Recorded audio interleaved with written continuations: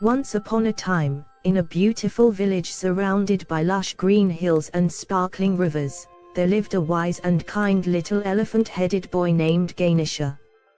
Ganesha wasn't just any ordinary boy.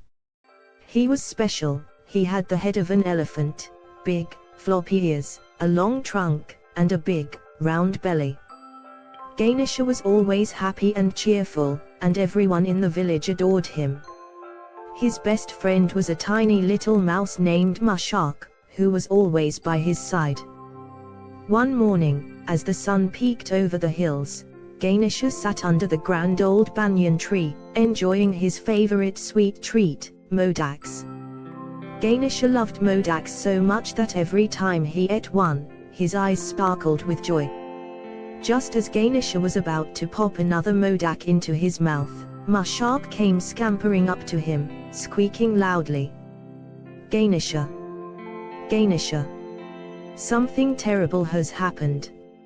Mushak panted, his little legs trembling with exhaustion from running.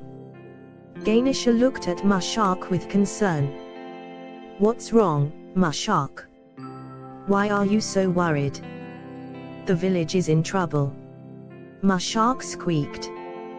"The river has stopped flowing, and the villagers don't have any water. Everyone is worried." Ganesha's eyes widened in surprise. The river was the lifeblood of the village. It watered the crops, gave people fresh water to drink, and was home to many animals. Without the river, the village wouldn't survive. "We must go and help," Ganesha said, standing up quickly. He gently placed the modak in his pouch and jumped onto Mushak's back. Although Mushak was small, he was incredibly strong, and he could carry Ganesha wherever they needed to go. Together, they rushed to the riverbank, where the villagers were gathered, looking sad and worried. The river that once flowed swiftly and happily had dried up. The once clear waters were now blocked by something very large. An enormous boulder had rolled down from the mountains and lodged itself in the riverbed, stopping the water from flowing. The villagers looked up as Ganesha arrived. "Ganesha, please help us. Without the river, our crops will wither, and we won't have any water to drink." Ganesha looked at the huge boulder. It was so big that even the strongest men in the village couldn't move it. "I will help," Ganesha said, his voice calm and kind. "But first, let's think carefully. Sometimes, strength isn't the answer, wisdom and teamwork are just as important." Ganesha closed his eyes and thought deeply. Then he smiled, for he had an idea. "We will all work together," Ganesha said, turning to the villagers. "But we must first ask the river for its help." The villagers were puzzled. "How can we ask the river for help? It's just water." Ganesha chuckled. "The river is alive, just like you and me. If we speak kindly and respectfully, the river will listen." He led the villagers down to the riverbank, where they all stood together.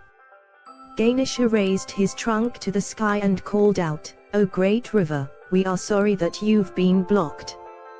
Please help us, and together we will remove the boulder that stops your flow." To everyone's amazement, the river began to murmur softly, as if answering Ganesha's call. The water that had been trapped behind the boulder started to shimmer and bubble gently. Ganesha smiled. "Now, we will need everyone's help. We'll all work together to move the boulder." "But how?" asked a little girl from the crowd. "The boulder is so big. We are too small." Ganesha nodded. "You are right. The boulder is big, but when we work together, we are strong. And don't forget, I have a little bit of magic to help us." The children in the village were excited by the mention of magic. "Magic? What kind of magic?" they asked eagerly. Ganesha winked. "The kind of magic that only works when we all believe in it. Let's all hold hands and sing a happy song. When we sing with love in our hearts and work together, amazing things can happen." The children giggled with delight. They loved to sing. Soon, the entire village joined hands in a large circle around the riverbank. Ganesha stood at the center, his trunk raised high, and Mushak sat at his feet, twitching his whiskers with excitement. Together, they began to sing a joyful song, a song about kindness, friendship, and the magic of helping each other. Their voices rose up into the sky, and as they sang, something incredible happened. The air around them began to shimmer, and the sunlight sparkled on the river's surface. The boulder, which had been stuck in the riverbed, began to tremble. At first, it moved just a tiny bit, but then, with a loud rumble, it started to roll. The villagers gasped in amazement as the giant boulder slowly lifted off the ground, as if being pushed by an invisible hand. It rolled to the side and landed softly on the riverbank, leaving the river free to flow once more. Water gushed forward with a joyful rush, splashing over the rocks and flowing down the riverbed, sparkling in the sunlight. The villagers cheered and clapped. "Ganesha has saved us," they cried. "The river is flowing again." Ganesha smiled modestly. "We saved the river together," he said. "Remember, when we all work together and believe in each other, there's nothing we can't do." The villagers were overjoyed. They lifted Ganesha onto their shoulders and carried him back to the village, singing and dancing all the way. The children ran ahead, decorating the streets with bright garlands of flowers, and everyone prepared for a grand celebration. That night, the village celebrated Ganesh Chaturthi with great joy and enthusiasm.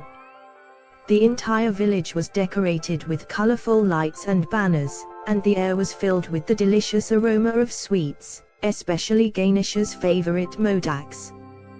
There were lanterns hanging from every tree, and the streets were alive with laughter and music.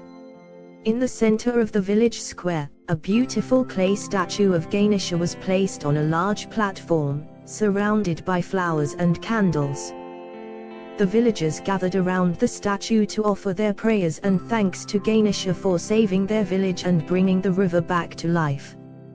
The children danced around the statue, singing the same happy song that had helped move the boulder.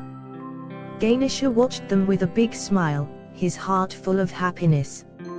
Mushak sat beside Ganesha, munching on a tiny piece of modak. "Ganesha, that was amazing. I knew you could do it." Ganesha chuckled and patted Mushak on the head. "It wasn't just me, Mushak.